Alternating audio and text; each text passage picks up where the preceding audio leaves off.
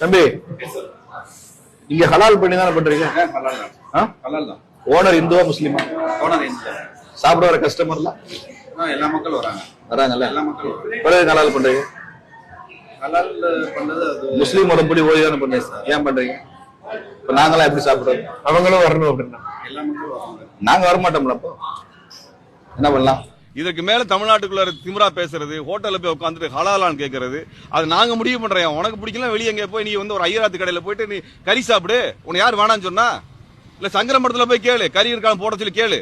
உன் சனாதன முறைப்படி ஆடு மாடு வெட்டி அங்க சாப்பிட சொல்லு. இங்க நாங்க இத்தனை வருஷம் சாப்பிட்டுருக்கோம். எங்களுக்கு என்ன பிரச்சனை? உனக்கு பிடிக்கலன்னா சாப்பிடாத.